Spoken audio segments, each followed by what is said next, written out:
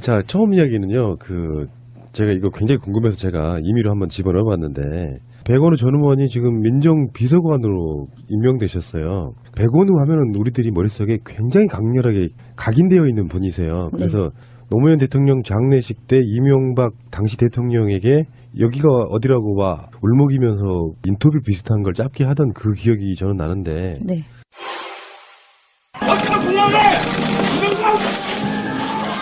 네, 당시 정무원들이 백 의원을 제지하면서 노 전 대통령 측 인사들과 몸싸움이 벌어졌고 장례는 일순간 술렁였습니다. 정치보복으로 살인에 이르는 정치살인입니다. 이명박 대통령, 노무현 대통령에게 사죄하십시오. 이분이 이제 민정비서관, 더군다나 이제 검찰 출신도 아니고, 일단은 장례식 당시에 영상을 보시면은 백원우 그 당시 의원을 청와대 경호원들이 제압하는 과정에 정말 키 조그만 분이 하나 경호원들 사이에 끼니까 훨씬 작아 보이시는 그 상태가 가냘픈 여성이 하나 있죠. 그래서 그걸 말리면서 상당히 이렇게 거칠게 그러지 말라고 이렇게 그게 무섭더라고요. 나중에 이제 짤막한 인터뷰를 보면은 백원우 의원 울고 계시고 거기에 폼에 안겨 계시는 분이 바로 지금 김현 대변인이시잖아요. 안긴 건가요? 제가 위로하느냐고 했는데 작아가지고. 그러니까 말리는 상황. 근데 주로 그게 경호원들이 정말 이렇게 등치가 워낙 크잖아요. 네, 크죠. 그러니까 저처럼 예를 들어서 같이 방송하는 사람이니까 목소리 톤을 알기 때문에 저분인지 알겠다. 잠깐 스치기 때문에 잘 모르겠는데 그 상황 좀 설명 좀 해주세요. 제가 이제 새벽에 그때 노제는 못 보고요. 그 봉화 장례를 치르고 이제 광화문에 오는데 미리 올라왔어요. 미리 올라와서 이렇게 백원우 의원을 만났는데 그날따라 백원우 의원이 첫 번째 석이죠. 그러니까 맨 앞줄에 자리를 앉으려고 그러더라고요. 근데 원래 백원우 의원 성격이 굉장히 겸손하고 예의 바르고 그래서 그때 재선 의원인데도 그 나이로 보면 좀 이렇게 어린 축에 속해 있어서 늘 항시 이제 그 좀 연장자인 정치인들한테 자리를 양보하고 본인은 뒤에 앉아 있는 성격이거든요. 그날따라 맨 앞줄에 앉겠다고 그래서 혹시라도 뭔가 행동을 할 것 같아서 혹시 뭐 다른 생각하고 있냐고 그랬더니 아주 비장한 얼굴로 저한테 그냥 고개만 끄덕끄덕 했어요. 그래서 저는 한 4번째 줄에 앉아 있었는데 그러니까 이명박 대통령 네 분이 이제 헌화하러 일어서서 가니까 한 10발자국 걸어갔나요? 그랬더니 백원우 의원이 맨 앞줄에서 한 5발짝 나오면서 그때 이제 장례 식순이 적혀 있는 팜플렛을 들고 이명박 대통령 여기가 어디라고 그러는데 이제 거기서 대통령 경호실 직원과 그다음에 경찰에서 파견 나온 경찰관들이 퍽 소리가 나는 거예요. 제가 4번째 줄에 있는데. 근데 그 상황에서 이제 장례식장에 참석한 일반인들이 욕을 했죠. 그 뒤쪽에서. 네. 그래서 저는 제가 아까 그 직전에 봤던 백원우 의원의 비장함이 바로 저거였구나 그래서 퍽 소리가 나가지고 맞았어요. 사실은 입을 콱 틀어 막은 거죠. 퍽 소리가 났으니까요. 그래서 제가 바로 뛰쳐나갔죠. 왜냐하면 청와대 경호실 직원들은 제가 얼굴을 알죠. 춘추관에 바로 직전에 또 있었기 때문에 심지어 이름까지 기억하는 경호관이었죠.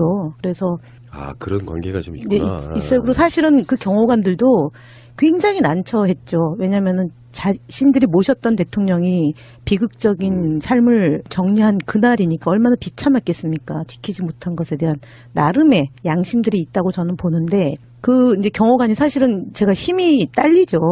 그때는 거의 5일 동안 뭐 낮밤 없이 장례를 이제 문상객을 맞았고 또 우리 언론들 지원하는 업무를 했기 때문에 그러니까 거의 제가 하루에 한 끼도 채 안 먹었으니까요. 그러니까 지금보다도 훨씬 더 왜소할 때예요. 그러니까 근데 이제 경호관들을 떼어냈죠. 그러니까 백원우 의원을 질질 끌고 가니까 그래도 국회의원인데 현직 국회의원을 그렇게 처참하게 끌고 가는 건 도저히 볼 수가 없어가지고 제가 떼어냈더니 그 경호관 하나는 사실은 손을 떼더라고요. 백원우 의원하고 손을 떼고 경찰에서 파견 나온 경찰관들은 저희를 잘 모르니까 저를 잘 모르고 이제 백원우 의원은 알겠죠.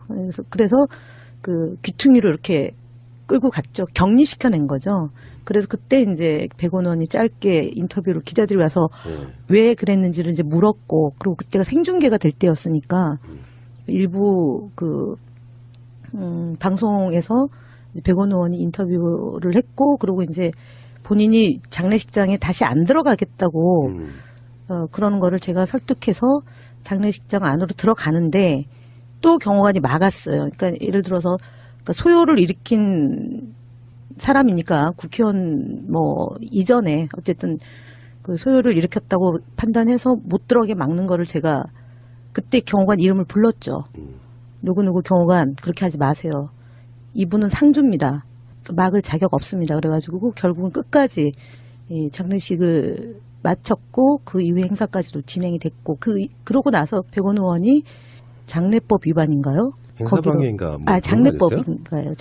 장례방해죄가 있더라고요.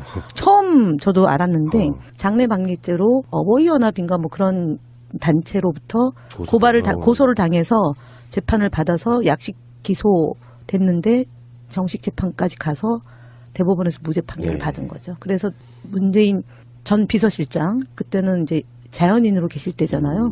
그래서 증인으로 나와서 증언을 하셨죠. 재판장에 나와서. 그런 관계고 두 번째는 민정수석 시절에 민정수석실 행정관으로 근무를 했었어요. 백원 의원이 국회의원 하기 전에. 나중에 그 문재인 대통령이 했던 인터뷰에 네. 백원우 지금 현재 비서관 되신 그분의 인품에 대한 이야기가 나오기도 하고요. 당시에 장례식장에서 그 이명박의 표정을 지금도 보면 이렇게 영상으로 보거든요. 그렇죠. 와, 뭔가 정말 악마한 조롱했죠. 사람처럼. 조롱하고 김윤옥 여사는 씩 웃는 장면이 목격이 됐죠. 그래서 국민들로부터 공분을 자아냈던 두 분의 태도, 전직 대통령의 태도. 그때 백원우 의원은 노 대통령 장례식의 어떤 상징적인 인물로 남았고요. 네. 그 후에 이제 국회의원 당선 안 되셨고, 제가 최근에 다른 방송에서 이렇게 나오셔갖고, 그때 당시 이야기하는 걸 들어봤는데, 뭐 사람이 무슨 강심장이라고 해도 국가 원수라고 하는 사람이 대놓고 그렇게 이야기하는 거 쉽지가 않거든요. 근데 그때 심경을 이야기하는 거 보니까 자기도 몹시 떨렸는데, 그렇게 하는 사람이 없다는 것이 자기 입장에서는 그게 그랬다는 거예요. 그 어떤 울분을 누군가가 역사의 기록으로 남겨놔야 되는 게 맞고요. 중계로는 그렇게 많이 안 나타났는데 실제 장례식장 분위기가 굉장히 험악했다면서요. 그러니까 뭐 오셨던 분들이 항의하고 뭐 욕설도 나오고 그러고 사실은 저처럼 뛰쳐나오지를 못했어요. 왜냐하면 요소요소의 대통령 행사 참석 행사이기 때문에 보이지 않게 보이게 경호관들이 요소요소에 앉아 있는 거예요. 근데 사실은 그때 제 옆 자리에 경찰이 앉아 있었거든요. 이분은 사실은 경호 미스죠. 실패예요. 근데 제 옆에 앉아 있었던 청와대 행정관 하나가 발을 딱 내가지고 저를 못 잡게 만들었어요. 그러니까 제가 뛰쳐나가니까 그 경찰이 저를 잡으려고 했는데 그 이제 제 옆에 앉아 있었던 후배인데 그 후배가 발로 딱 발을 걸었어요. 그래가지고 그 경찰이 나오다가 이제 더 이상 못 나온 거죠. 네. 그 백원우 당시 의원만 기억하시는데요. 여러분 기억하십시오. 거기 뛰쳐나와서 하지마 경호관들을 띄어내던 바로 그분 김현 대변인이십니다. 그 당시만 해도 지금 48년 전이니까 까마득하시잖아요. 벌써 그렇죠. 그때 8년 전 40대 한 중반밖에 안 되던 나이 굉장히 젊으셨더라고요. 네.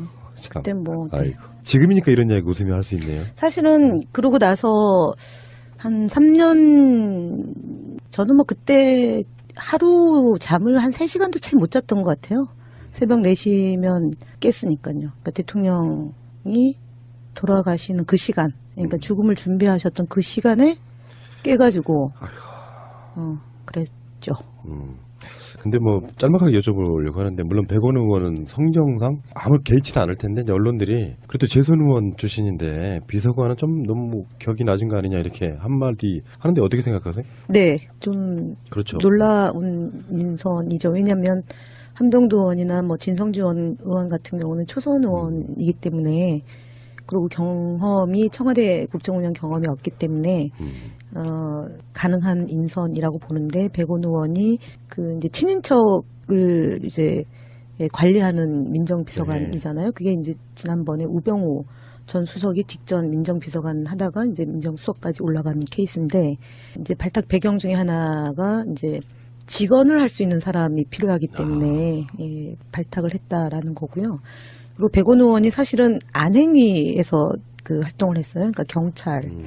하고 그다음에 기억하시나 모르겠지만 성관이 왜 해킹 사건 때문에 논란이 됐었잖아요. 그때도 그거를 집중적으로 파헤쳤던 예, 그 이제 인물이고 그리고 이제 정개특위에서도 열심히 했고 그러니까 사실은 굉장히 억울하죠. 2012년도에 이제 공천심사위 간사였는데 그때 표적이 됐어요. 그때 물갈이가 굉장히 많이 됐고 그래서 그 지역에서 이 사건, 그러니까 이명박 대통령에게 바른 말 했다는 것으로 인해서 굉장히 지역에서 여론이 안 좋았고, 근데 그거를 씻는 과정이 좀 오래 걸렸죠. 그래서 이제 뭐 삼선 고지에서 뭐 안 됐고, 그리고 이제 지난번에 저도 떨어졌는데, 이 정부가 성공해야 된다는 마음이 간절하기 때문에 본인이 재선 의원을 했음에도 불구하고 실수가 반복되지 않게 하기 위한 그 자리에 가게 된 게 아닌가 싶고요. 그리고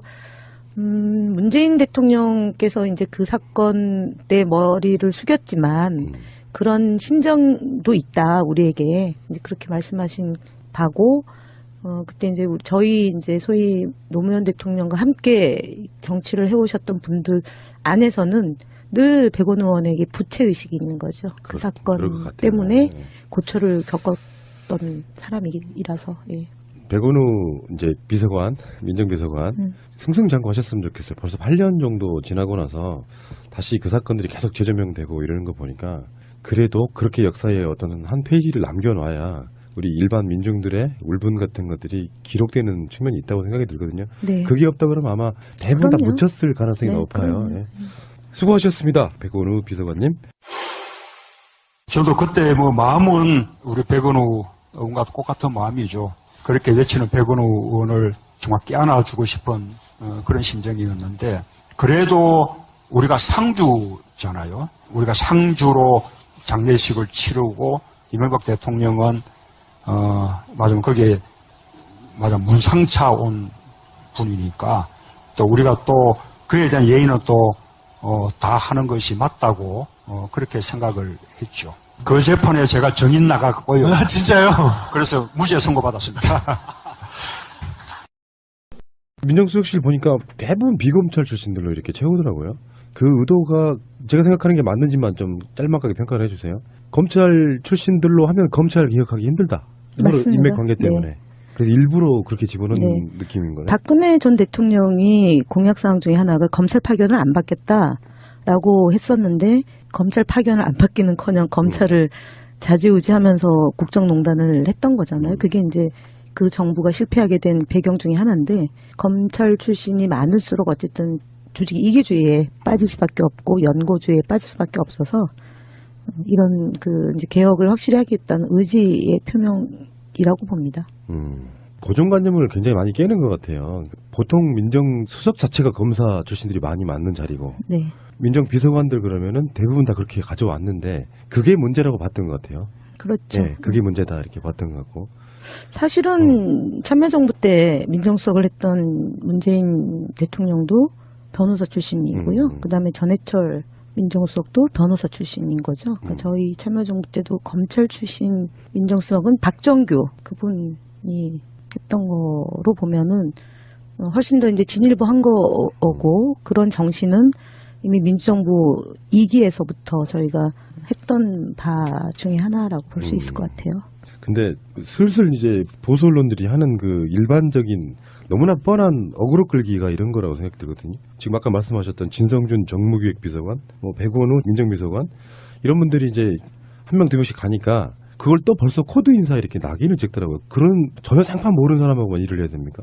청와대는 대통령의 철학과 노선과 가치를 구현하는 데예요. 그래서 정확히 의중을 읽어야 되는 거고 지금 들어가서 배워서 할 수는 없는 거 아닙니까? 그러면은 그동안 호흡을 맞췄던 분들이 하는 게 너무나 당연한 거고 그건 뭐 역대 정부에서 다 그렇게 했고 결국은 그 들어간 분들이 참모로서의 역할을 제대로 했느냐. 그래서 어저께 대통령께서도 대통령의 참모가 아니고 국민의 참모라는 태도로 임해달라라고 얘기를 한 것도 그런 거죠. 그래서 예를 들어 뭐 박근혜 전 대통령의 뭐 십상시 내지는 뭐 3인방, 4인방 이런 사람들 문거리 권력에 의해서 국정이 농단되는 게 문제인 거지 대통령을 보좌하는데 대통령을 몰라서 어떻게 보좌를 하겠습니까? 그러니까 낙인 찍기 참 좋은 어떤 그 용어들을 등장시켜가지고. 그래서 저는 국민 코드 인사라고 명명을 해요. 그게 이제 잘못됐다는 거예요. 그 자체가 잘못된 용어가 아니에요. 알고 보면은. 네. 코드가 맞아야 일을 하지. 당연하죠. 그럼 110볼트에다 220불 꼽으면은 전기가 안 나오잖아요. 그러니까요. 네. 예. 자, 알겠습니다. 어쨌건 청와대로 들어가시는 분들 보면은 미루어 짐작하건데 청와대로 한 명씩 이제 불려가잖아요. 불려 들어가면은 같이 이렇게 정치했었던 그런 분들 뭐 최근에 뭐 이제 삼철 이분들은 뭐 어쩌어쩌 해가지고 이제 안 하겠다 뭐 그런 훈훈한 미담도 있지만 한편으로 보면 청와대 들어가시는 분들은 굉장히 부러우실 것 같다는 솔직히 정치인들 대부분 그렇지 않겠습니까? 그래서 이제 뭐 친노 패권이니 이런 용어가 만들어지게 된 배경이 당시에 청와대 근무했던 노무현 대통령 모셨던 사람들을 그런 바운다리로 이제 했잖아요. 근데 제가 그러고 나서 다시 당으로 와가지고 그런 말씀을 하시는 정치인들한테 국회의원이시잖아요. 저희는 행정관, 비서관인데 그거를 갖고 그렇게 하시는 것은 안 맞습니다. 이제 이거고요. 두 번째는 정말 실력 있고 능력 있는데 기회가 없으면 그건 좀 아쉬움이 크겠죠. 그런데 5년이잖아요. 대통령의 임기가. 그러면은 이제 지금도 당에서 당직자들이 청와대로 가면 그것이 뭐 계속 있는 게 아니라 1년 단위로 순환보직을 좀 한 방법으로 지금 얘기를 하고 있잖아요. 그래서 이것도 어찌 보면 당이 현대화되어서 그 이제 실현될 수 있는 방식이라고 봐요. 그래서 제가 볼 때는 당도 고생을 했고 그 안에서 활동했던 당직자들도 청와대를 가고 그렇다고 현역 의원이 배지를 떼고 갈 수는 없는 거 아닙니까? 그렇죠. 지금 한석이 아쉬운데. 그러니까요. 이제 그런 거니까 이제 마음을 이렇게 넓게 쓰시면 또 다양한 기회가 있을 거다라고 봅니다. 자, 지금 뭐 이제 누가 다양한 기회가 있어요. 오셨네요. 쑥 불쑥 들어오시네. 마이크 갖게 되시고요. 네. 예. 자, 소개해드리겠습니다. 더불어민주당 싱크탱크 민주연구원장이신 김민성님 나오셨습니다. 갑자기 탱크 이러니까 이상. 안녕하세요, 김민석입니다. 폭탄 탱크 뭐 요즘에. 싱크탱크는 아니고 싱크 허브. 허브? 예. 여기에 모아두는 게 아니고 그냥 연결만 하는 곳이죠, 뭐. 더불어민주당의 여의도연구소 민주연구원. 네. 아니 그거는 안 좋고요. 망한 그러니까 왜 거랑- 망한 짓거리를 네, 갖다 왜 붙여요? 그러세요? 자, 어서 오시고요. 너무 반가워서 그러신 것 같아요. 그러니까요. 이제 뭐 날씨도 좋고요. 쏟아진 뉴스들마다 훈훈하고 원장님 오시기 전에 이제 백원 의원과 민정비서관 이런 이야기를 했어요. 네네. 오늘 아침에 서로 네. 연락을 주고받았어요. 민정비서관하고요? 네. 저는 전화 안 오네요. 별로 안 친하거나 지금 그 이야기했거든요. 어느 쪽 분들?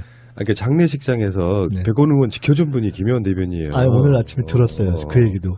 그래서 제가 연약한 100원으로 지켜준 강인한 김현 이러고. 자, 알겠습니다.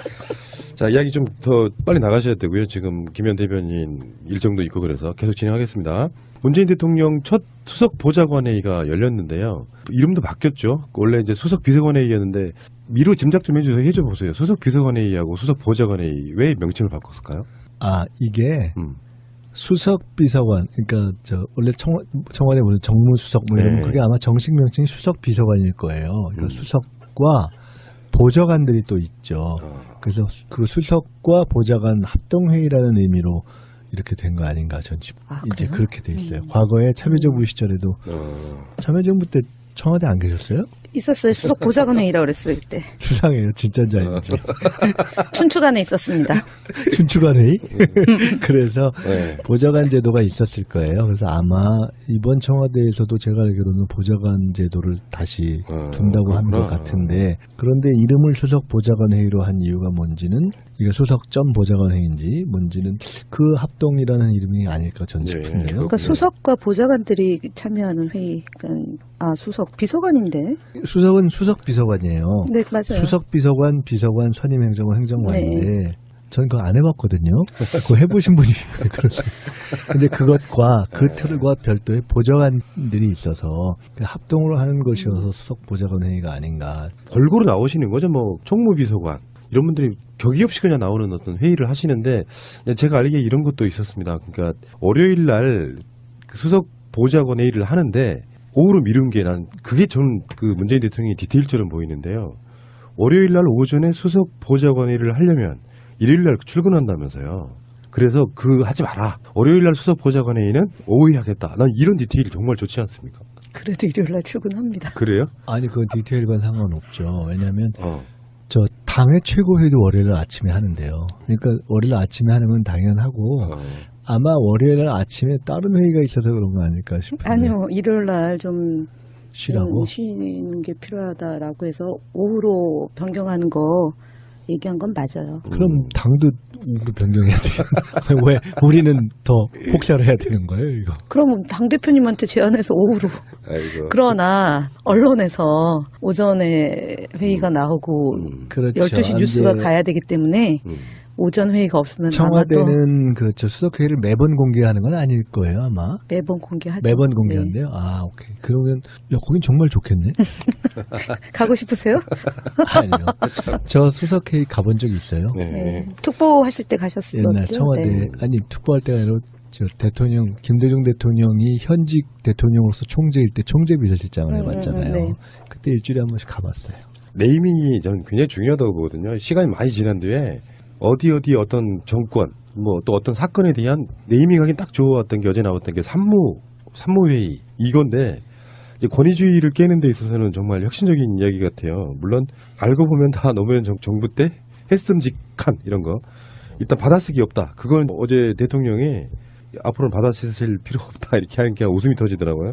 다음에 정해진 결론 없이 난상토론 한번 해보자 이런 것 같고요. 다음에 서열도 없고 그래서 그러면 반대 의견을 뭐 내도 되겠습니까? 이렇게 물어보니까 그런 거 하라고 당신들이 있는 자리다 이렇게 다른 사람들은 그게 유머인 줄 아니까 다 웃는데 대통령만 정색하면서 그건 당신들이 그래야 되는 자리다 이렇게 이야기하시는 거 보고 그런 분위기에서 일할 만 나겠어요. 솔직히 뭐 박근혜 같은 사람들 앉아가지고 조용히 있던 그 수석 비서관들이 대통령이 말하면 그걸 그냥 적기만 하고 끝났던 그런 회의였잖아요. 정병원 수석은 이제 반대 의견뿐만이 아니라 소수 의견을 달아도 괜찮습니까라고 하니까 그 소수 의견을 공개해도 좋다 이렇게 한 거죠. 그러니까 사실은 그러니까 우리가 흔히 어떤 리더 또는 오너 이렇게 얘기하는 분들이 회의를 할 때 여기에 대해서 의견을 얘기해도 좋다라고 딱 처음에 정리해 주는 거는 전체 분위기를 잡는데 굉장히 중요하잖아요. 그러니까 그게 이제 틀을 잡는 건데 그 틀을 이제 열어주셨다는 의미가 있고, 근데 대신 받아치는 건 아닌가요? 그 수석 보좌관 회의라는 명칭이 된 게 아까 김민석 원장님이 얘기하신 게 맞네요. 그러니까 새 정부에서는 청와대 뒷제에 수석과 비서관 외에 경제보좌관과 과학기술보좌관이라는 두 명의 보좌관이 생긴 만큼 수석 보좌관 회의로 명칭을 변경했다. 그러니까 수석점 보좌관 회의예요. 수석과 보좌관 이거네요. 네. 그렇죠. 그리고 사실은 산무회의를 들으면서 저는 정반대의 해석을 하나 하는데요. 이거 진짜 받아 안 적으면 외워야 되거든요. 그리고 아니 그러니까 사실은 적는 건 굉장히 중요해요. 그러니까 적는 게 꼭 나쁜 건 아니에요. 아니 그러니까 그냥 아무 생각 없이 창조적이지 않은 그냥 무조건 하명하듯이 하라는 것을 하지 말라는 취지로 받아 적지 마라라는 고개 거겠죠. 쳐 받고 쓰지 말라 이거죠. 어제 뒤에 문재인 대통령이 하신 말씀이 있어요. 여기서 나누어진 모든 얘기는 바로 이전 시스템으로 등록이 된답니다. 아니 그렇게 해도 또 적을 필요가 없잖아요. 아니 아니 그래도 자기 생각을 메모하는 사람들. 그 다음에 두 번째가 정해진 결론이 없다는 얘기는 그러면은 이제 A라는 안에 대해서 이것이 되는지 안 되는지에 대해서 조금 더 밀도 있게 들어가야지 B안이 나오는 거잖아요. 그리고 서열이 없다는 것은 예를 들어서 수석이나 보좌관들이 일을 잘 못하면 비서관이나 행정관들한테 보고를 받는 거예요. 제가 볼 때는 이거 굉장히 저런 회의를 하면 빡신 회의예요. 저런 회의를 하면 이런 표현이 좀 묘하지만 누가 위너가 되는지 아십니까? 일 잘하는 사람. 일 잘하는 사람이 위너가 됩니다. 정말 그러니까 이게 그러니까 자기 의견이 명료하고 갑자기 준비 안 된 상황에서 새롭게 제기되는 이슈에 대해서 툭 제기되거나 툭 던졌을 때 가장 합리적으로 설명하는 사람이 위너가 되는 거예요. 저것은. 방송을 오래 하다 보면은 각 패널들의 성향이 있잖아요. 방송을 들으시는 분들은 저 사람 왜 저렇게 말이 많아? 하잖아요. 그게 아니라 다른 방송들을 해보면 준비 많이 해온 사람이 말이 많을 수밖에 없고 준비 안 해온 사람은 심한 경우는 1시간에 멘트 한 5분도 안 나가. 그런 거. 박근혜 전 대통령 재판 과정. 또 하나는 저거는 그렇게 하는 순간 계급장을 뗄 필요도 없이 계급장이 무의미해지는 거예요. 그러니까 통상은 자리에 의해서 권력이 결정되잖아요. 이런 케이스는 어떻게 되냐면은 그 사람의 합리성과 능력에 의해서 권력이 결정되게 됩니다. 저거는. 그러니까 친소 관계를 떠나서 합리적인 판단과 이야기를 하면 그쪽으로 끌고 가는 거예요. 즉 비서실장이라고 센 게 아니고 수석이라고 센 게 아니고 그래서 지금 보면 비서실장보다 정무수석이 예를 들어 나이가 많잖아요. 가령 그런 식이잖아요. 그런 의미에서 각각의 수석들이 그러니까 일종의 책임 수석제 비슷한 건데 옛날에는 누구죠? 누구였지? 김기춘? 때 김기춘. 네. 그냥 김기춘이 완전 무슨 황제 바로 밑에 뭐처럼 해가지고 쭉 하면 받아 적는 시스템인데 그게 아니게 되는 거고 경우에 따라서 지금 말씀하신 것처럼 비서관이 똑똑하면 더 그 얘기를 들어야 된다고 한 것이 옛날에 가령 박정희 때 공무원 중에 거기가 일어나서 설명해봐 했을 때 고건이 그 당시 고건 나중에 총리는 고건이 일어났는데 설명을 쌈박하게 해서 확 떴다는 거예요. 가령 그런 식의 이제 장면이 등장하게 되는 거예요. 그러니까 이것이 만드는 국면은 바로 그러한 방식의 새로운 메커니즘이 작동되게 되는 것이다. 저는 그렇게 봐요. 야, 이건 새로운 리더십이라는 느낌이 드는 게요. 겉으로 보여주기에는 국민들한테는 흡족해. 그런 어떤 모습들이. 근데 알고 봤더니 수석이나 보좌관들 죽어나는 시스템이죠. 저게 실은 저 수석들은 엄청나게 스트레스 받을 겁니다. 저거는 조금 지나면 실력과 내공이 확 드러나 버리거든요. 상징적인 장면이었는데 커피 타는 데가 어디 있냐고 저쪽에 있다고 이렇게 알려주는 장면이 국민들은 그래요. 되게 단순한 그러니까 뭐 내용 디테일을 떠나가지고 단순하게 보여주는 상징성들만 갖고도 흡족해합니다. 커피를 대통령이 직접 타서 먹는 거 그것도 노무현 대통령이 예전에 많이 보여줬던 건데 다 커피 믹스 드셨죠 그분은. 그러니까 네, 다방 커피. 참. 근데요 이제 짧게 하나만 짚고 넘어가겠습니다. 지금 할 얘기가 많아요. 특수활동비 문제인데 사적인 경비는 대통령 월급에서 까겠다 이거고 대통령하고 전혀 그렇게 친소 관계가 없다는 이 정도 총무비서관이 나와서 또 설명하니까 훨씬 더 믿음이 갔고요. 근데 지금 오늘 나온 뉴스에는 박근혜 전 대통령 탄핵 후에 하루에 5천만 원씩 특수활동비를 썼다는 보도가 나오고 있거든요. 예를 들어 이런 정도의 사안은 저는 대통령이 이미 생각한 문제라고 봅니다. 원래 알기 때문에 내가 이거 내 밥 먹는 거는 내 월급 갖고 써야지 이렇게 생각을 이미 한 문제라고 봅니다. 그런데다가 다만 지금 말씀하신 것처럼 최근에 박근혜 특수활동비 문제가 나오니까 기왕이면 이걸 빨리 정리하는 것이 낫겠다. 정리하면서 자연스럽게 그 문제를 대비시킬 수가 있잖아요. 그렇지 않고 박근혜 문제만 제비하고 그럼 이 대통령은 어떻게 하지? 하면 정리가 안 되잖아요. 그런 측면이 있는 거 아닌가. 12년도에 저희가 2012년도에 새정치 해야 된다라고 했을 때 당시에 안철수 후보랑 문재인 후보랑 후보 단일화 하기 전에 이 새정치 내용을 좀 굉장히 디테일하게 검토를 하지 않았습니까? 그 의원들 세비 삭감하는 문제, 뭐 출판 기념회 개최 여부 문제, 기초의원, 광역의원 공천, 기초단체장과 기초의원에 대한 정당 공천 유무에 대한 문제 등 해서 어찌 보면은 이 이제 문재인 대통령은 여의도 정치와는 좀 거리가 먼 분이잖아요. 시민사회 영역과 인권 변호사로 쭉 활동을 했고, 부산 지역에서 이제 특히 그 시민사회 운동을 하셨던 분이기 때문에 기존의 간행이나 관례나 이런 것들에 대해서 조금 자연스럽죠. 전혀 안 하셨던 분이기 때문에 그러면은 말 그대로 이제 공적인 영역과 사적인 영역에 대한 구분을 명료화했을 거고요. 그리고 이제 노무현 대통령 때 비서실장 하면서 그런 문제, 특수활동비 때문에 여러 차례 이제 논란이 됐던 적이 있죠. 그래서 아마 뭐 이것이 마치 박근혜 전 정부 때문에 대비되는 형태의 행동이라고 태도나 행동은 아니라고 저는 봅니다. 저도 그렇게 생각하지는 않고요. 그런 의미가 아니라 그 면이 좀 그거랑 연관이 있다고 보는 거죠. 그러니까 원칙적인 기조는 정해졌고 뭐 기왕이면 이게 빨리 해버리자라는 날짜 선택은 이 문제가 정리됐을 때 그랬을 수 있죠. 뭐. 근데 박근혜 씨는 뭐 했을까요? 진짜로 하루에 5천만 원씩 썼다고 하면. 그러니까 35억 쓴 거잖아요. 70여일 동안. 아이고 탄핵 당해서 지금 직무가 정지됐을 때 썼다는 건데 나중에 이제 운영위원회가 열리면 자료를 제출받아서 볼 수 있을 텐데 이사 준비도 했을 거고요. 근데 첫째는 운영위에서 확인해야 되는 문제가 있고요. 지금 논리적으로 엄격하게 따진다면 쓰면 안 되는 직무가 정지된 상태에서 직무와 유관한 것을 쓸 수는 없고 더구나 직무와 유관하지 않은 걸 쓴다면 절도행위라고 봐야죠. 그렇죠. 이것에 대한 무슨 감사라든지 수사가 필요한 거 직무가 아닙니까? 관련된 걸 했다면 저거는 일단은 그건 위법이고 직무와 무관한 걸 썼다면 절도행위고 그것을 그 회계선상에 있던 부분이나 등등은 방조라고 봐야 되겠죠. 예. 특수활동비 문제가 나오니까 특수활동비 이게 대통령이 뭐 단순하게 뭐 몇십억 기부하는 문제가 아니라 전 국가적으로 특수활동비가 엄청나게 쓰이고 조단위되만요. 이게 대충 모아보니까 요것이 떡바르게 쓰이거나 사실상 없어지는 형태로 가지 않을까 하는 전망한 분들도 있고요. 그러니까 단순하게 사비는 내가 낼게 요게 아닌 것 같다는 생각이 이제 들었고요. 박원순 시장도 이미 서울시 관사에서부터 특수활동비를 없앴다라고 해요. 그러니까 이쪽 분들의 그러저러한 어떤 결들이 확실히 다르다는 생각을 제가 해봤습니다. 자, 김민석 민주연구원장님은 굉장히 관심 있을 그런 이야기인데요. 지금 통일부가 남북 접촉 허가를 해서 정권이 지금 바뀐 지 딱 보름 정도 됐거든요. 보름 정도 된 그 사이에 굉장히 빠르게 변하고 있는데 이건 남의 나라에 대한 얘기잖아요. 우리나라에서 바꾸는 건 바꾸는 거라 치고. 그래서 통일부 장관이 바뀐 것도 아닌 상황에서 남북 접촉 허가를 지금 낸 상황이거든요. 당연한 거고요.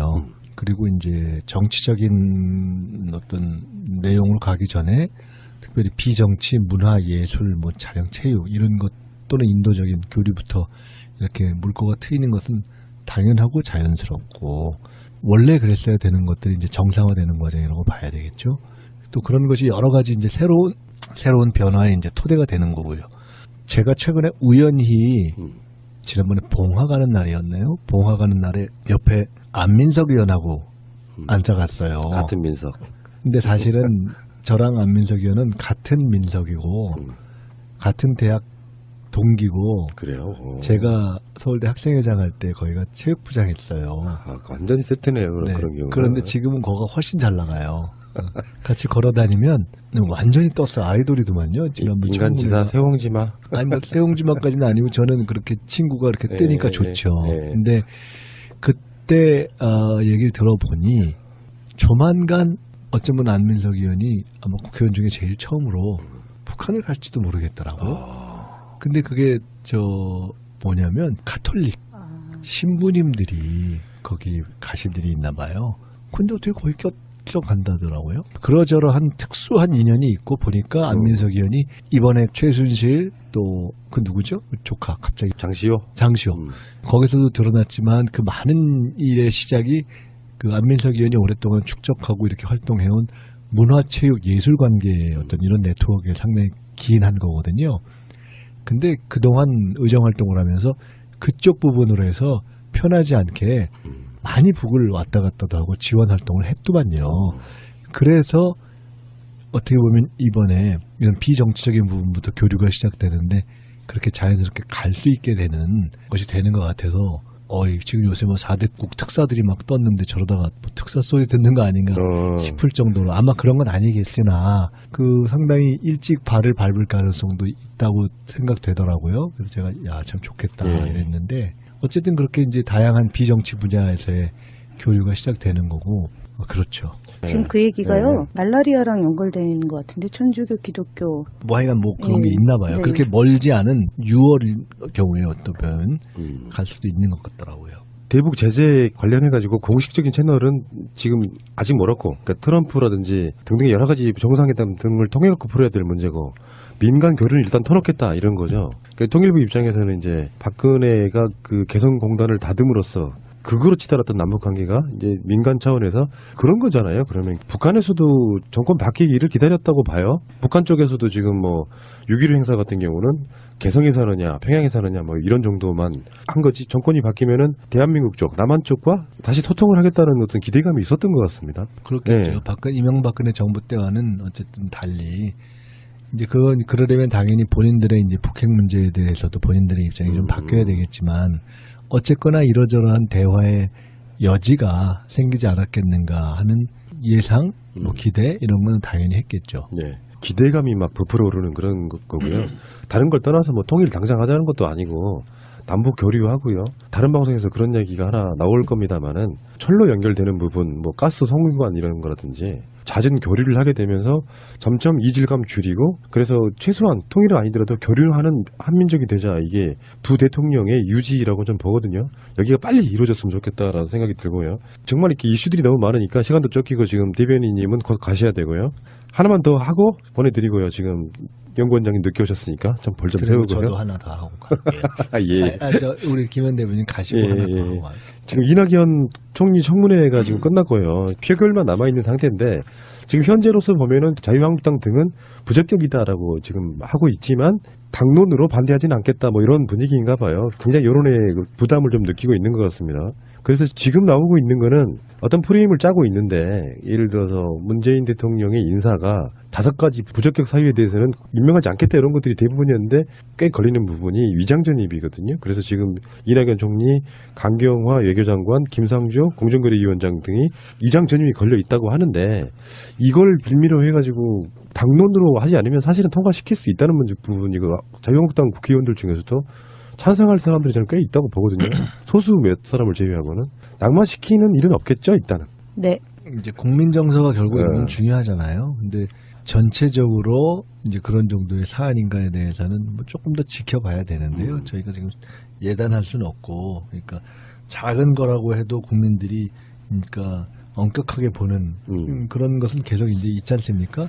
우리 일이라고 해서 꼭 우리도 스스로 너무 그런 엄격함의 문턱을 낮출 필요는 없다고 보는데 보니까 이낙연 총리 이것은 뭐 며칠 그렇게 있다가 바로 해소된 문제 그런 것 같은데 제가 지금 팩트를 정확히 확인해 봐야 그러니까 되는데 위장전입 부분은요. 일단 이분들이 강경화 부분은 이미 스스로 밝힌 것이고 이분들이 투기 목적이 원래 위장전입이 범죄성이 있잖아요. 근데 물론 이제 교육을 위해서 또는 뭐 다른 이유로 위장전입하는 부분은 불법 맞고요. 그 주민등록법상에도 완전 불법이고 그런데 이제 이게 한국 사람들이 살아오는 과정 속에 그 우리 방송에 나오시는 분들도 위장전입의 경험들이 있어요.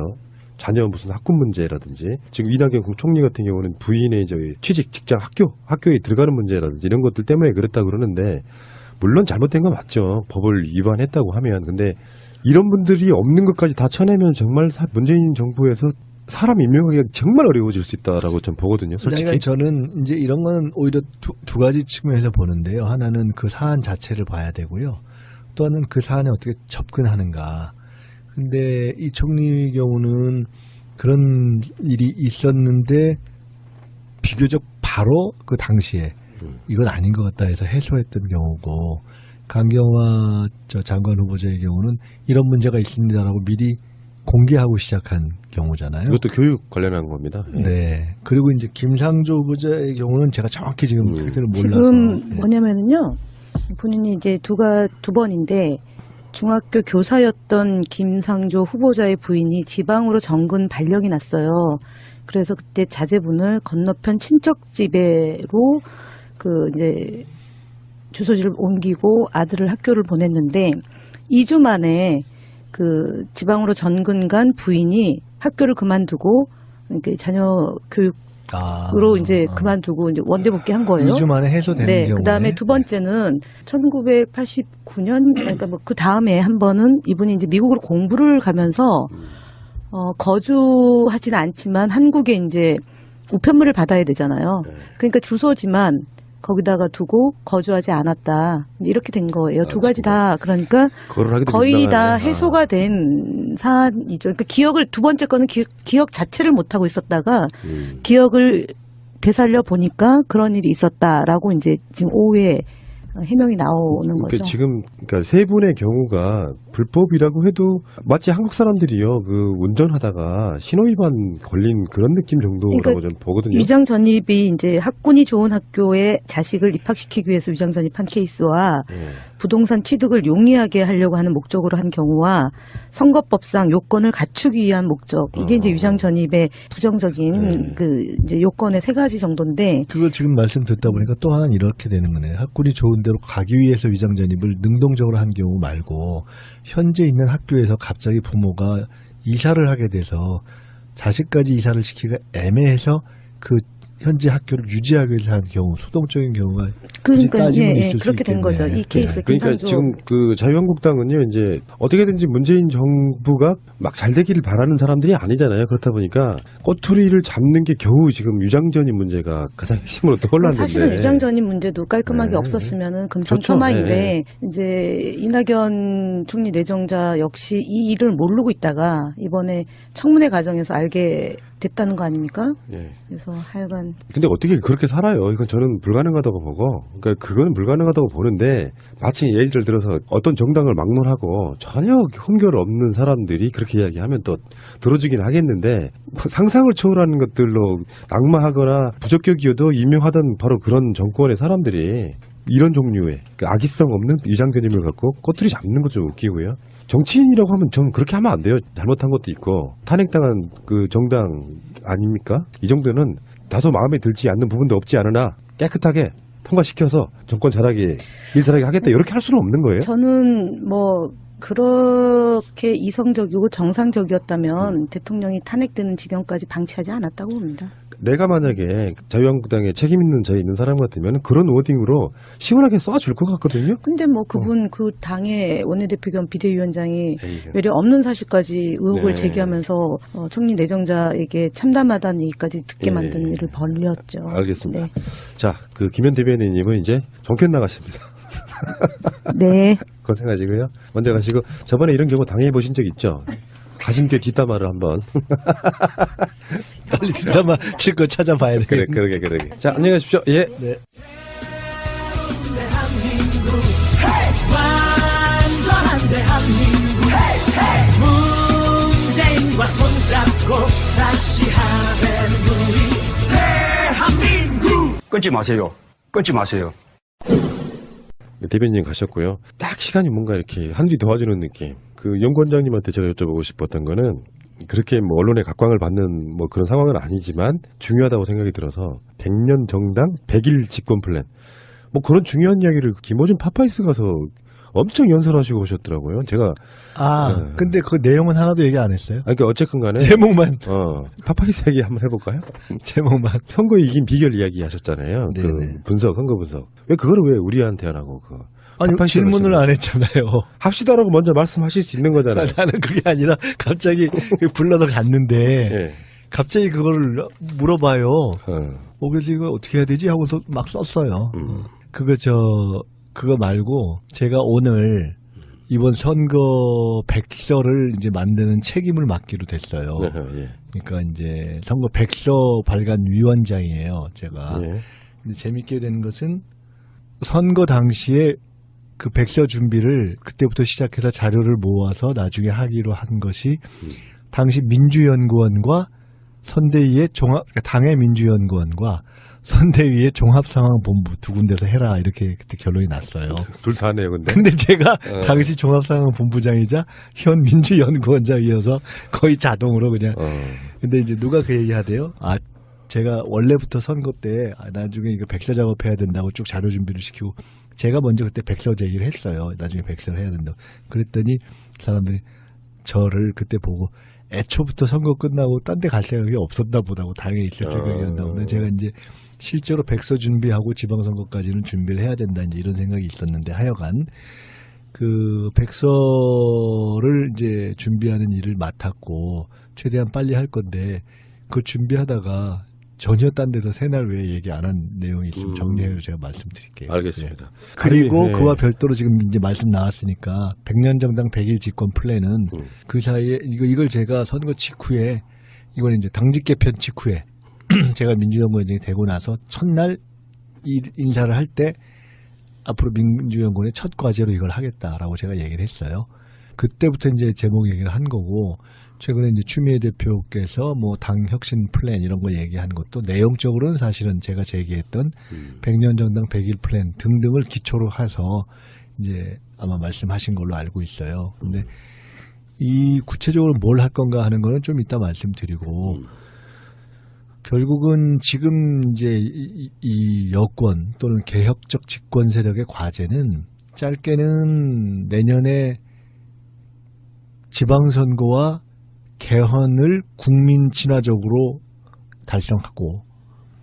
그때 비로소 정권이 이제 안정적으로 갈 수 있는 기반을 가지면서 4년 동안 잘 국정 운영을 성공시키고 나아가서 정권을 재창출하고 더 나아가서는 통일까지 갈 수 있는 연속 집권을 하거나 또는 집권을 계속은 안 하더라도 안정적으로 통일을 주도할 수 있는 세력으로서 업그레이드를 시켜야 되잖아요.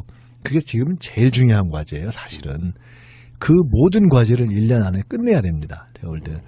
그래서 김대중, 노무현 두 정권의 경험을 총괄하고 지난 10년의 야당으로서의 경험을 총괄해서 이제 단단한 집권당을 만들어야 돼요. 든든한 집권당을.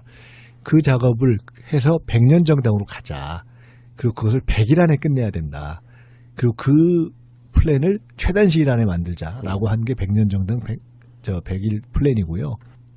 빠르면 한 2주, 늦어도 한 달 내에 그 전체 틀을 잡을 겁니다. 그래서 이미 시작을 했고 일단은 백서 작업과 함께 제가 조금 언제 초를 잡고 당에 관련된 부분과 의논을 해서 이 부분을 할 거고요. 내용은 이제부터 하나하나 이제 조금 초를 잡고 준비해서 말씀드릴 텐데 그 부분은 우리 새날에서 제일 처음에 말씀드릴게요. 예. 근데 뭐 정책은 어떻게 가야 되지 또는 전략은 어떻게 가야 되지 조직은 어떻게 가야 되지 이런 등등의 많은 변화가 필요하고 하나만 맛배기로 말씀드리면 가령 이런 거예요. 이번 대선에서 예를 들어 500억을 썼어요. 근데 100억을 TV 찬조연설에 썼습니다. 과거 김대중 대통령 또는 노무현 대통령 때 기억을 해보시면 저도 김대중 대통령 때 TV 찬조연설을 해봤어요. 그리고 뭐 그런 기억이 나실 거예요. 보면 TV에 TV 광고를 하죠. TV 찬조연설을 여러 사람이 하죠. TV 토론을 하죠. 예를 들어 이번에 찬조연설에 예를 들어 안희정 지사 뭐 부인이 나오기도 하고 그랬잖아요. 근데 큰 눈으로 보면 이게 왜 100억씩 드냐면 방송국에 방송을 사는 비용이 많이 드는 거예요. 10몇 분을 하니까. 근데 큰 눈으로 보면 이게 옛날처럼 중요하지 않아요. 이거를 담당했던 그 TV 본부의 찬조연설을 담당한 게 김현미 의원인데 제가 선거 끝나고 물었어요. 이 시청률이 얼마나 된 거 같냐. 몇 프로라고 얘기를 해요. 이게 5년 전에 비해서 얼마나 되는 거 같냐. 많이 떨어진 거죠. 네. 10년 전에 비해서는 얼마나 된 거 같냐. 훨씬 많이 떨어진 거죠. 이게 앞으로 필요하다고 보냐. 아니라고 생각하는 거예요. 저도 그렇게 생각해요. 이게 낡은 관행이거든요. 그런데 왜 이렇게 하냐. 첫째, 선거 보전에서 이걸 보전하기 때문에 이걸 하는 거예요. 두 번째로 그럼 이 돈은 어디로 가냐. 사실은 방송국 좋은 거예요. 그래서 이런 것이 아주 하나의 단적인 예예요. 내년 지방선거 전에 저는 이런 구조가 바뀌어야 된다고 봅니다. 그러면 반대로 이거는 제도의 문제지만 반대로 그럼 정당이라는 게 평상시에 뭘 해야 되느냐. 이번에 당이 여러 개 했지만 가령 일반 홍보물이 있을 수 있고요. SNS가 있을 수 있고 이번에 그 많이 떴던 것 중에 하나가 박원순 뭐 안희정 김부겸 이 양반들이 막 투표 동료 막 춤춘 영상이 있었잖아요. 그게 만드는데 돈 드는 건 아니거든요. 근데 그게 필요하다고 생각해서 당시에 적당한 부서가 없어서 당시 제가 종합상황본부에서 이걸 만들자고 해서 그냥 직접 사람을 보내서 만든 거예요. 가령 이게 돈이 얼마나 들겠어요. 근데 실제로 이게 제일 뜬 것 중에 하나거든요. 그러면 저는 정당은 이제는 이런 것을 일상화할 수 있는 조직이 그 내에 장착돼야 된다고 생각해요. 일종의 그런 형태의 현대적인 문화 선전 기능을 할 수 있는 가령 이런 것들이에요. 이런 전체의 제도와 구조를 바꾸고 당의 흐름도 바뀌고 가령 정책도요. 이번에 보면 종래의 어떤 정책위라든가 연구원 이런 데서 막 머리 좋은 박사들이 막 앉아가지고 쓰는 정책과 달리 마지막에 국민 10대 정책이라는 걸 저희가 공개한 적이 있는데 그게 뭐냐면 각종 SNS나 이런 데를 통해서 들어온 국민 제안 중에 제일 쌈박한 걸 10개 뽑은 거예요. 근데 제가 들어도 끝내주더라고. 그래서 야 바로 이거야. 그러니까 미국의 클린턴 대통령 때부터 그런 류의 정책들이 상당히 피부에 와닿아서 뜬 게 있거든요. 저는 어떻게 생각하느냐. 이젠 당이 특히 이제 여당이 통상 정책하면 뭐 제1정조는 뭐 저 정책조정위원회는 정치, 제2는 경제, 제3은 사회 뭐 이런 식의 것이 있는데 제7정조 내지 제8 어떤 정책위원회의 조직 자체에 이런 국민 제안을 정책으로 만들어주는 부분이 전 들어가야 된다고 생각해요. 이런 전체적인 변화가 변화한 시대, 소위 4차 산업혁명 또는 이런 SNS, 이런 뉴미디어 시대 또는 직접민주주의 시대에 걸맞게 다 바뀌어줘야 되는 거예요. 이게 대대적인, 이게 진정한 정치 개혁이지, 좀 죄송하지만 국회의원 100명 바꾸자 이런 게 아니거든요. 그래서 제가 어제도 누구랑 얘기하는데 사실 정당을 바꾸고 정치를 바꾸는 건 당과 정치를 아는 사람들이 합니다. 알고 거기서 정말 이것이 문제가 있다고 생각했을 때만 바꾸는 안이 나올 수 있어요. 그래서 그런 의미의 대대적인 저는 개보수를 해야 된다고 보고, 정당과 정치가 그런 것을 이제 몇십 가지 어떤 행동 계획, 액션 플랜 이런 것을 포함한 안을 만들어야 되겠다고 생각해서 우선 저는 제가 쭉 생각든 것들을 중심으로 초를 잡고 발제를 하고 토론을 해서 당 전체에서 이것을 걸러내서 제 생각은 그렇게 잡힌 것을 가지고 향후 몇 개월 동안 집중적으로 당을 완전히 개보수해서 큰 방향의 구조적 변화를 하고, 그리고 나서 그것이 단순한 인적 청산이 아니라 진정한 변화죠.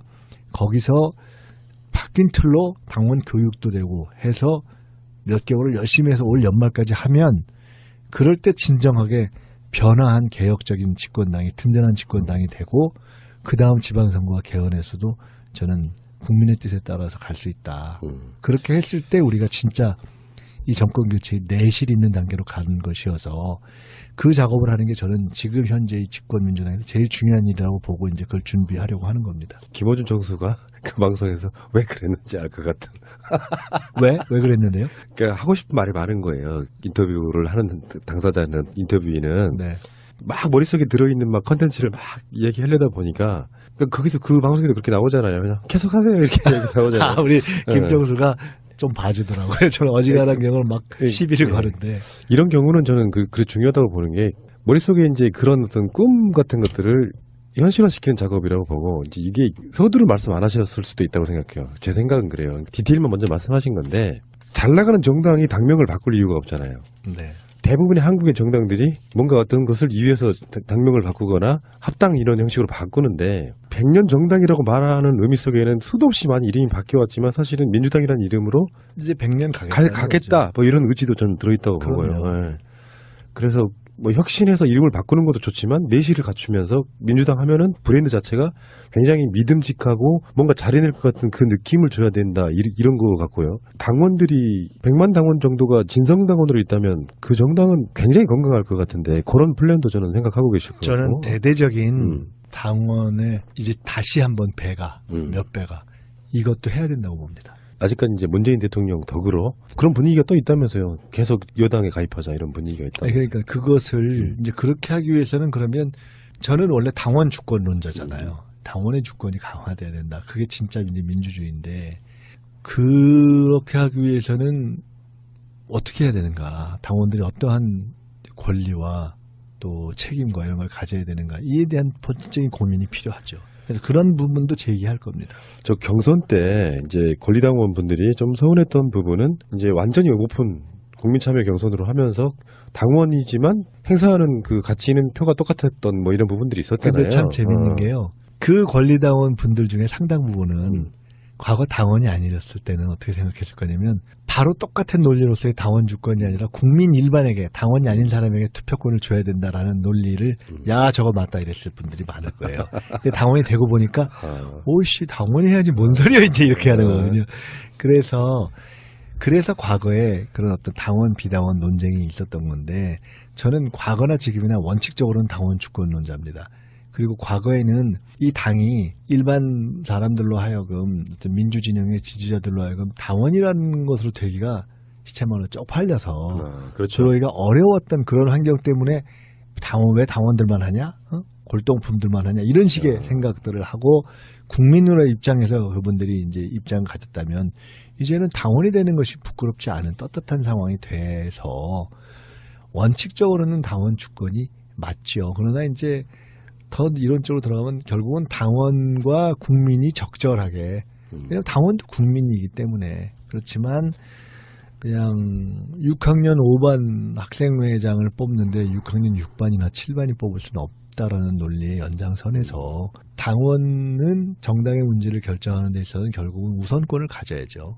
당원이 한 100만, 200만쯤 되면은 저번 경선처럼 완전 국민 경선을 할 필요 사실 없는 거잖아요. 그게 이제 제대로 되면 그거는 당원 경선이 진정한 정당 민주주의와 그다음에 대의 민주주의 또는 심지어 했고 그리고 이제 본인이 장례식장에 다시 안 들어가겠다고 그러는 거를 제가 설득해서 장례식장 안으로 들어가는데 또 경호관이 막았어요. 그러니까 예를 들어서 그러니까 소요를 일으킨 사람이니까 국회의원 뭐 이전에 어쨌든 그 소요를 일으켰다고 판단해서 못 들어가게 막는 거를 제가 그때 경호관 이름을 불렀죠.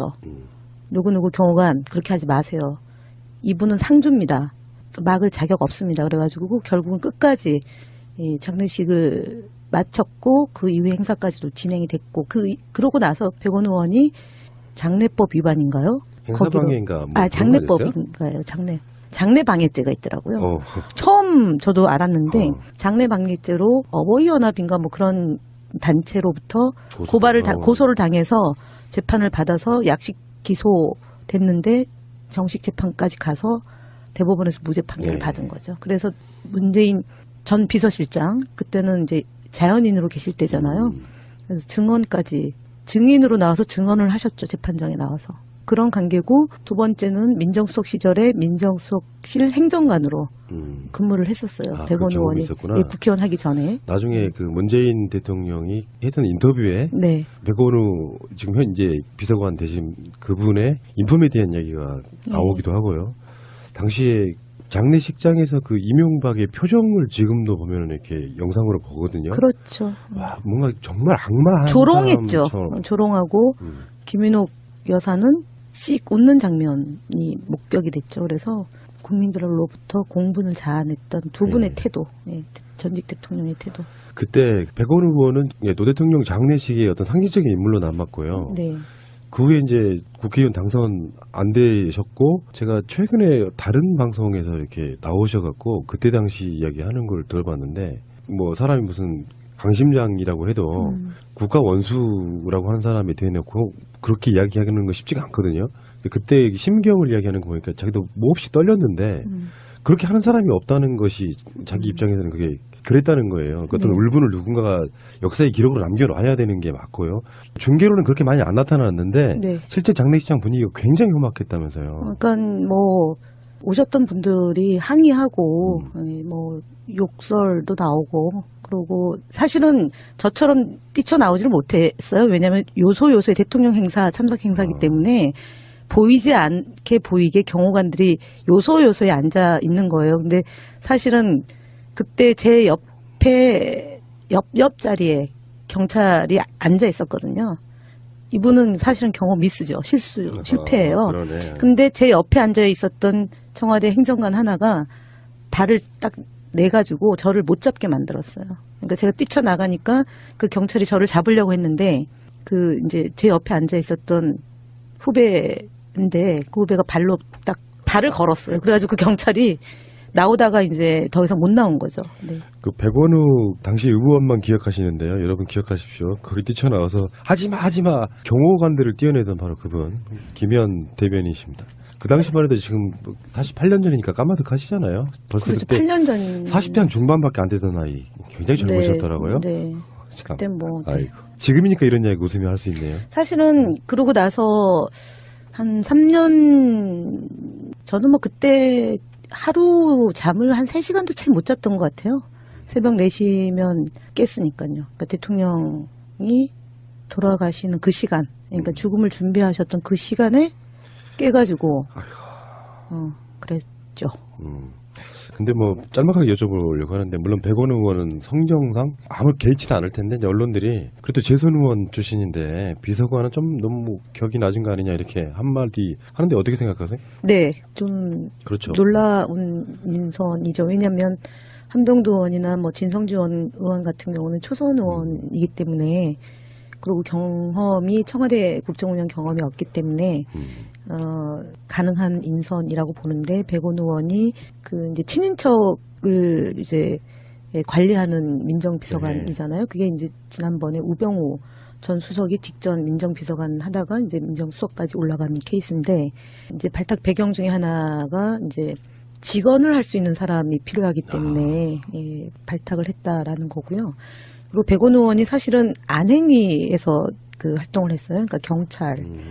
하고 그다음에 기억하시나 모르겠지만 성관이 왜 해킹 사건 때문에 논란이 됐었잖아요. 그때도 그거를 집중적으로 파헤쳤던 예, 그 이제 인물이고, 그리고 이제 정개특위에서도 열심히 했고, 그러니까 사실은 굉장히 억울하죠. 2012년도에 이제 공천심사위 간사였는데. 자, 처음 이야기는요. 제가 이거 굉장히 궁금해서 제가 임의로 한번 집어넣어봤는데, 백원우 전 의원이 지금 민정비서관으로 임명되셨어요. 백원우 하면은 우리들이 머릿속에 굉장히 강렬하게 각인되어 있는 분이세요. 그래서 네. 노무현 대통령 장례식 때 이명박 당시 대통령에게 여기가 어디라고 와 울먹이면서 인터뷰 비슷한 걸 짧게 하던 그 기억이 저는 나는데. 네.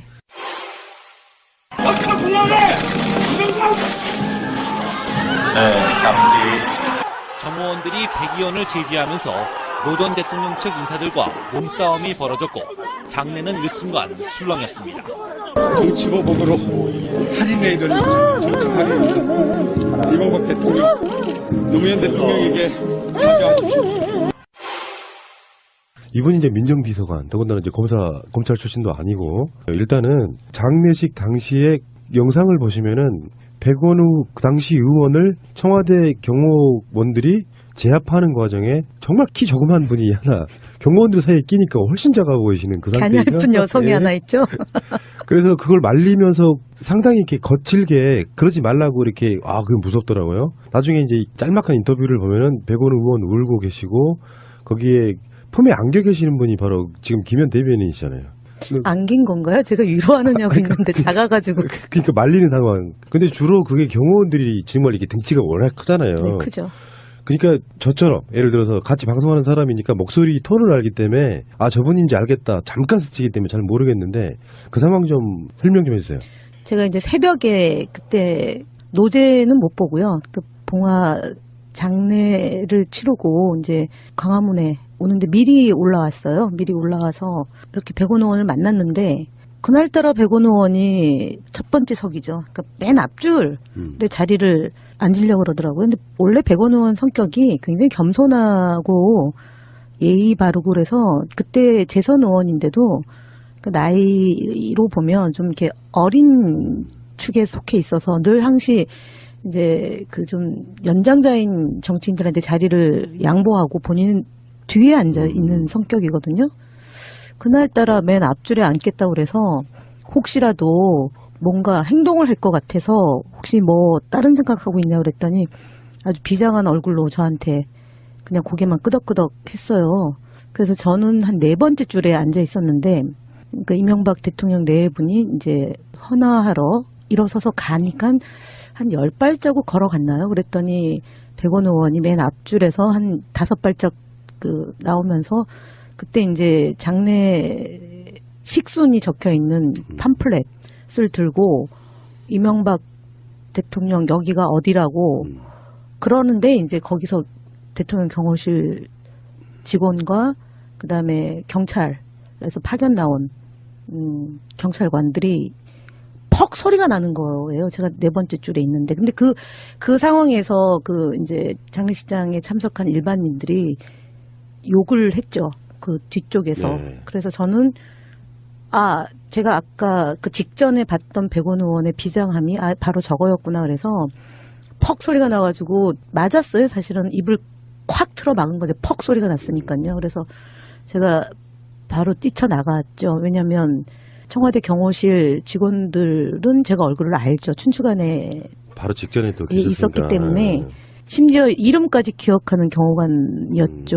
그래서 그런 관계가 좀 있구나. 네, 있어요. 그리고 사실은 그 경호관들도 굉장히 난처했죠. 왜냐하면은 자신들이 모셨던 대통령이 비극적인 삶을 정리한 그날이니까 얼마나 비참했겠습니까. 지키지 못한 것에 대한 나름의 양심들이 있다고 저는 보는데 이제 경호관이 사실은 제가 힘이 딸리죠. 그때는 거의 5일 동안 뭐 낮밤 없이 장례를 이제 문상객을 맞았고 또 우리 언론들 지원하는 업무를 했기 때문에 그러니까 거의 제가 하루에 한 끼도 채 안 먹었으니까요. 그러니까 지금보다도 훨씬 더 왜소할 때예요. 그러니까 근데 이제 경호관들을 떼어냈죠. 그러니까 백원 의원을 질질 끌고 가니까 그래도 국회의원인데 현재 국회의원을 그렇게 처참하게 끌고 가는 건 도저히 볼 수가 없어가지고 제가 떼어냈더니 그 경호관 하나는 사실은 손을 떼더라고요. 백원 의원하고 손을 떼고 경찰에서 파견 나온 경찰관들은 저희를 잘 모르니까 저를 잘 모르고 이제 백원 의원은 알겠죠. 그래서 그 귀퉁이로 이렇게 끌고 갔죠. 격리시켜낸 거죠. 그래서 그때 이제 백원 의원이 짧게 인터뷰로 기자들이 와서 왜 그랬는지를 이제 물었고 그리고 그때가 생중계가 될 때였으니까 일부 그 방송에서 백원 의원이 인터뷰를 그때 표적이 됐어요. 그때 물갈이가 굉장히 많이 됐고 그래서 그 지역에서 이 사건, 그러니까 이명박 대통령에게 바른 말 했다는 것으로 인해서 굉장히 지역에서 여론이 안 좋았고, 근데 그거를 씻는 과정이 좀 오래 걸렸죠. 그래서 이제 뭐 삼선 고지에서 뭐 안 됐고, 그리고 이제 지난번에 저도 떨어졌는데, 이 정부가 성공해야 된다는 마음이 간절하기 때문에 본인이 재선 의원을 했음에도 불구하고 실수가 반복되지 않게 하기 위한 그 자리에 가게 된 게 아닌가 싶고요. 그리고 문재인 대통령께서 이제 그 사건 때 머리를 숙였지만 그런 심정도 있다 우리에게 이제 그렇게 말씀하신 바고 그때 이제 저희 이제 소위 노무현 대통령과 함께 정치를 해오셨던 분들 안에서는 늘 백원 의원에게 부채 의식이 있는 거죠. 그 사건 때문에 고초를 겪었던 사람이라서. 예. 백원우 이제 비서관, 민정비서관 승승장구하셨으면 좋겠어요. 벌써 8년 정도 지나고 나서 다시 그 사건들이 계속 재조명되고 이러는 거 보니까 그래도 그렇게 역사에 어떤 한 페이지를 남겨놔야 우리 일반 민중들의 울분 같은 것들이 기록되는 측면이 있다고 생각이 들거든요. 네. 그게 없다 그러면 아마 대부분 다 그럼요. 묻혔을 가능성이 네, 높아요. 예. 수고하셨습니다. 백원우 비서관님. 저도 그때 뭐 마음은 우리 백원우 의원과 똑같은 마음이죠. 그렇게 외치는 백원우 의원을 정말 껴안아주고 싶은 그런 심정이었는데 그래도 우리가 상주잖아요. 우리가 상주로 장례식을 치르고 이명박 대통령은 맞으면 거기에 문상차 온 분이니까 또 우리가 또 그에 대한 예의는 또 다 하는 것이 맞다고 그렇게 생각을 했죠. 그 재판에 제가 정인 나갔고요. 진짜요? 그래서 무죄 선고받았습니다. 민정수석실 보니까 대부분 비검찰 출신들로 이렇게 채우더라고요. 그 의도가 제가 생각하는 게 맞는지만 좀 짤막하게 평가를 해주세요. 검찰 출신들로 하면 검찰 기억하기 힘들다. 맞습니다. 인맥 관계 때문에. 네. 그래서 일부러 그렇게 집어넣은 네. 느낌인 거예요. 박근혜 전 대통령이 공약사항 중에 하나가 검찰 파견을 안 받겠다라고 했었는데 검찰 파견을 안 받기는커녕 검찰을 좌지우지하면서 국정농단을 했던 거잖아요. 그게 이제 그 정부가 실패하게 된 배경 중에 하나인데 검찰 출신이 많을수록 어쨌든 조직 이기주의에 빠질 수밖에 없고 연고주의에 빠질 수밖에 없어서 이런 그 이제 개혁을 확실히 하겠다는 의지의 표명이라고 봅니다.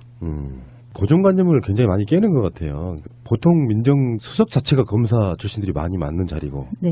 민정비서관들 그러면은 대부분 다 그렇게 가져왔는데 그게 문제라고 봤던 것 같아요. 그렇죠. 네, 그게 문제다 이렇게 봤던 것 같고.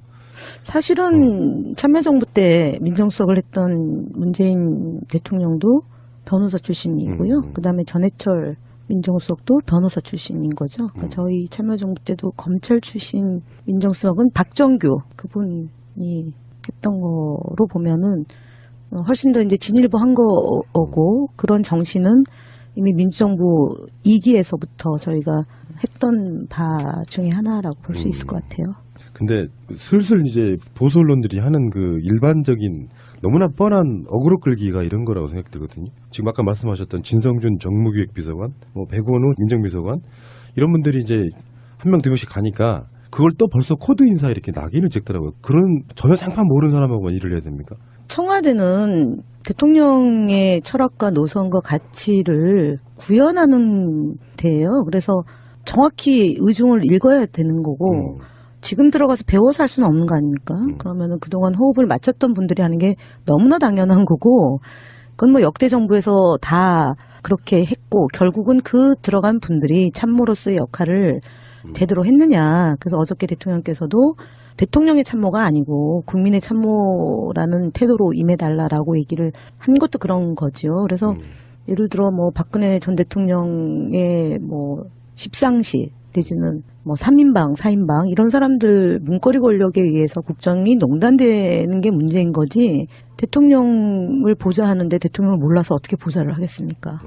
그러니까 낙인 찍기 참 좋은 어떤 그 용어들을 등장시켜가지고. 그래서 저는 국민 코드 인사라고 명명을 해요. 그게 이제 잘못됐다는 거예요. 그 자체가 잘못된 용어가 아니에요. 알고 보면은. 네. 코드가 맞아야 일을 하지. 당연하죠. 그럼 110볼트에다 220불 꽂으면 전기가 안 나오잖아요. 그러니까요. 네. 예. 잘 알겠습니다. 어쨌건 청와대로 들어가시는 분들 보면은 미루어 짐작하건데, 청와대로 한 명씩 이제 불려가잖아요. 불려 들어가면은 같이 이렇게 정치했었던 그런 분들, 뭐 최근에 뭐 이제 삼철 이분들은 뭐 어쩌어쩌 해가지고 이제 안 하겠다 뭐 그런 훈훈한 미담도 있지만, 한편으로 보면 청와대 들어가시는 분들은 굉장히 부러우실 것 같다는, 솔직히 정치인들 대부분 그렇지 않겠습니까? 그래서 이제 뭐 친노 패권이니 이런 용어가 만들어지게 된 배경이, 당시에 청와대 근무했던 노무현 대통령 모셨던 사람들을 그런 바운다리로 이제 했잖아요. 근데 제가 그러고 나서 다시 당으로 와가지고 그런 말씀을 하시는 정치인들한테, 국회의원이시잖아요. 저희는 행정관, 비서관인데 그거를 갖고 그렇게 하시는 것은 안 맞습니다. 이제 이거고요. 두 번째는 정말 실력 있고 능력 있는데 기회가 없으면 그건 좀 아쉬움이 크겠죠. 그런데 5년이잖아요. 대통령의 임기가. 그러면은 이제 지금도 당에서 당직자들이 청와대로 가면 그것이 뭐 계속 있는 게 아니라 1년 단위로 순환 보직을 좀 한 방법으로 지금 얘기를 하고 있잖아요. 그래서 이것도 어찌 보면 당이 현대화되어서 그 이제 실현될 수 있는 방식이라고 봐요. 그래서 제가 볼 때는 당도 고생을 했고 그 안에서 활동했던 당직자들도 청와대를 가고, 그렇다고 현역 의원이 배지를 떼고 갈 수는 없는 거 아닙니까? 그렇죠. 지금 한석이 아쉬운데. 그러니까요. 이제 그런 거니까 이제 마음을 이렇게 넓게 쓰시면 또 다양한 기회가 있을 거다라고 봅니다. 자, 지금 먼저 누가 다양한 기회가 있어요. 오셨네요. 쑥 불쑥 들어오시네. 마이크 갖게 되시고요. 네. 예. 자, 소개해드리겠습니다. 더불어민주당 싱크탱크 민주연구원장이신 김민석님 나오셨습니다. 갑자기 탱크 이러니까 안녕하세요, 김민석입니다. 폭탄 탱크 뭐 요즘에. 싱크탱크는 아니고 싱크 허브. 허브? 예. 여기에 모아두는 게 아니고 그냥 연결만 하는 곳이죠. 뭐. 더불어민주당의 여의도 연구소 민주연구원. 네. 아니 그거는 안 좋고요. 망한 그러니까 왜 망한 짓거리를 갖다 붙여요? 왜 그러세요? 자, 어서 오시고요. 너무 반가워서 그러신 것 같아요. 그러니까요. 이제 뭐 날씨도 좋고요. 쏟아진 뉴스들마다 훈훈하고, 원장님 오시기 전에 이제 백원 의원과 민정비서관 이런 이야기를 했어요. 네네. 오늘 아침에 서로 네. 연락을 주고받았어요. 민정비서관하고요? 네. 저는 전화 안 오네요. 별로 안 친하거나. 지금 그 이야기 했거든요. 어느 쪽 분들? 그러니까 장례식장에서 네. 백원 의원 지켜준 분이 김혜원 대변이에요. 오늘 아침에 들었어요. 그 얘기도.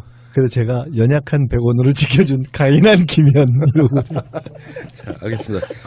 자, 이야기 좀 더 빨리 나가셔야 되고요. 지금 김현 대변인 일정도 있고 그래서 계속 진행하겠습니다. 문재인 대통령 첫 수석 보좌관회의가 열렸는데요. 이름도 바뀌었죠. 원래 이제 수석 비서관회의였는데 미루 짐작 좀 해줘 보세요. 수석 비서관회의하고 수석 보좌관회의 왜 명칭을 바꿨을까요?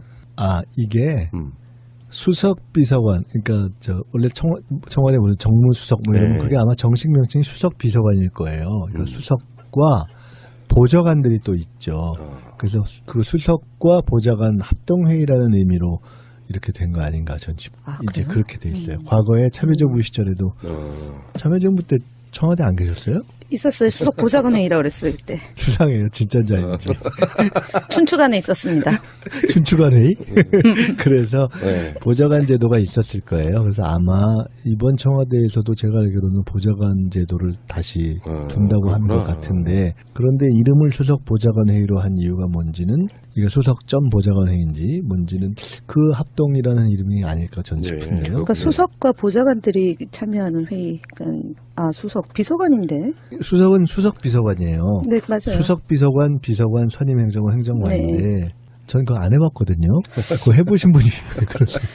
근데 그것과 그 틀과 별도의 보좌관들이 있어서 합동으로 하는 것이어서 수석 보좌관 회의가 아닌가. 골고루 나오시는 거죠. 뭐 총무비서관 이런 분들이 격이 없이 그냥 나오는 어떤 회의를 하시는데 제가 알기에 이런 것도 있었습니다. 그러니까 월요일 날 그 수석 보좌관 회의를 하는데 오후로 미룬 게 난 그게 전 그 문재인 대통령의 디테일처럼 보이는데요. 월요일 날 오전에 수석 보좌관 회의를 하려면 일요일 날 출근한다면서요. 그래서 그 하지 마라. 월요일 날 수석 보좌관 회의는 오후에 하겠다. 난 이런 디테일이 정말 좋지 않습니까? 그래도 일요일 날 출근합니다. 그래요? 아니 그건 디테일과 상관없죠. 왜냐하면 저 당의 최고회의도 월요일 아침에 하는데요. 그러니까 월요일 아침에 하는 건 당연하고 아마 월요일 아침에 다른 회의가 있어서 그런 거 아닐까 싶은데. 아니요, 일요일 날 좀 쉬라고? 쉬는 게 필요하다라고 해서 오후로 변경하는 거 얘기한 건 맞아요. 그럼 당도 우리도 변경해야 돼요. 왜 우리는 더 폭삭을 해야 되는 거예요, 이거? 그럼 당 대표님한테 제안해서 오후로. 아이고. 그러나 언론에서 오전에 회의가 나오고 그렇죠. 12시 뉴스가 이제 가야 되기 때문에 오전 회의가 없으면 아마 또 청와대는 그저 수석회의를 매번 공개하는 건 아닐 거예요, 아마. 매번 공개하죠. 매번 네. 공개한대요. 아, 오케이. 그러면 야, 거긴 정말 좋겠네. 가고 싶으세요? 아니요. 저 수석회의 가본 적이 있어요. 네. 특보하실 때 가셨었죠? 옛날 청와대 네. 아니 특보할 때가 아니라 저 대통령 김대중 대통령이 현직 대통령으로서 총재일 때 총재 비서실장을 해봤잖아요. 네. 그때 일주일에 한 번씩 가봤어요.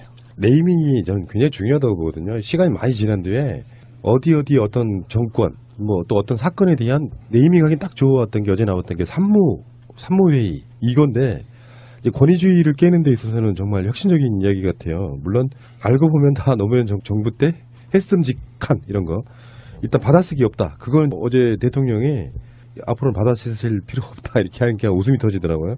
다음에 정해진 결론 없이 난상토론 한번 해보자 이런 것 같고요. 다음에 서열도 없고 그래서 그러면 반대 의견을 뭐 내도 되겠습니까 이렇게 물어보니까 그런 거 하라고 당신들이 있는 자리다 이렇게 다른 사람들은 그게 유머인 줄 아니까 다 웃는데 대통령만 정색하면서 그건 당신들이 그래야 되는 자리다 이렇게 이야기하시는 거 보고 그런 분위기에서 일할 만 나겠어요. 솔직히 뭐 박근혜 같은 사람들 앉아가지고 조용히 있던 그 수석 비서관들이 대통령이 말하면 그걸 그냥 적기만 하고 끝났던 그런 정병원 회의였잖아요. 수석은 이제 반대 의견뿐만이 아니라 소수 의견을 달아도 괜찮습니까? 라고 하니까 그 소수 의견을 공개해도 좋다 이렇게 한 거죠. 그러니까 사실은 그러니까 우리가 흔히 어떤 리더 또는 오너 이렇게 얘기하는 분들이 회의를 할 때 여기에 대해서 의견을 얘기해도 좋다라고 딱 처음에 정리해 주는 거는 전체 분위기를 잡는데 굉장히 중요하잖아요. 그러니까 그게 이제 틀을 잡는 건데 그 틀을 이제 열어주셨다는 의미가 있고, 근데 대신 받아치는 건 아닌가요?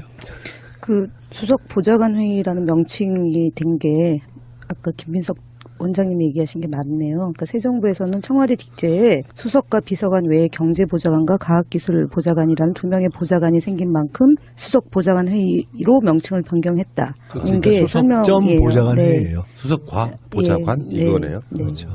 그리고 사실은 산무회의를 들으면서 저는 정반대의 해석을 하나 하는데요. 이거 진짜 받아 안 적으면 외워야 되거든요. 그리고 아니, 그러니까 사실은 적는 건 굉장히 중요해요. 그러니까 적는 게 꼭 나쁜 건 아니에요. 아니, 그러니까 그냥 아무 생각 없이 창조적이지 않은 그냥 무조건 하명하듯이 하라는 것을 하지 말라는 취지로 받아 적지 마라라는 고개 거겠죠. 쳐 받고 쓰지 말라 이거죠. 어제 뒤에 문재인 대통령이 하신 말씀이 있어요. 여기서 나누어진 모든 얘기는 바로 이전 시스템으로 등록이 된답니다. 아니 그렇게 해도 또 적을 필요가 없잖아요. 아니 아니 그래도 자기 생각을 내모하는 사람이. 그 다음에 두 번째가 정해진 결론이 없다는 얘기는 그러면은 이제 A라는 안에 대해서 이것이 되는지 안 되는지에 대해서 조금 더 밀도 있게 들어가야지 B안이 나오는 거잖아요. 그리고 서열이 없다는 것은 예를 들어서 수석이나 보좌관들이 일을 잘 못하면 비서관이나 행정관들한테 보고를 받는 거예요. 제가 볼 때는 이거 굉장히 저런 회의를 하면 빡신 회의예요. 저런 회의를 하면 이런 표현이 좀 묘하지만 누가 위너가 되는지 아십니까? 일 잘하는 사람. 일 잘하는 사람이 위너가 됩니다. 정말 그러니까 이게 자기 의견이 명료하고 갑자기 준비 안 된 상황에서 새롭게 제기되는 이슈에 대해서 툭 제기되거나 툭 던졌을 때 가장 합리적으로 설명하는 사람이 위너가 되는 거예요. 저거는. 방송을 오래 하다 보면은 각 패널들의 성향이 있잖아요.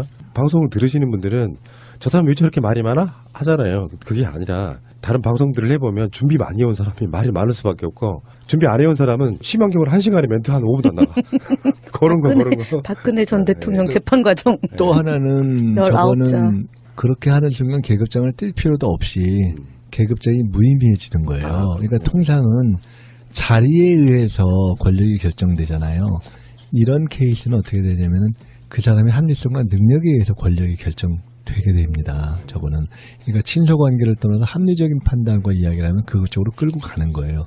즉, 비서실장이라고 센 게 아니고 수석이라고 센 게 아니고 그래서 지금 보면 비서실장보다 정무수석이 예를 들어 나이가 많잖아요. 가령 그런 식이잖아요. 그런 의미에서 각각의 수석들이 그러니까 일종의 책임수석제 비슷한 건데 옛날에는 누구죠? 누구였지? 김기춘? 때 김기춘. 네. 그냥 김기춘이 완전 무슨 황제 바로 밑에 뭐처럼 해가지고 쭉 하면 받아 적는 시스템인데 그게 아니게 되는 거고 경우에 따라서 지금 말씀하신 것처럼 비서관이 똑똑하면 더 그 얘기를 들어야 된다고 한 것이 옛날에 가령 박정희 때 공무원 중에 거기가 일어나서 설명해봐 했을 때 고건이 그 당시 고건 나중에 총리는 고건이 일어났는데 설명을 쌈박하게 해서 확 떴다는 거예요. 가령 그런 식의 이제 장면이 등장하게 되는 거예요. 그러니까 이것이 만드는 국면은 바로 그러한 방식의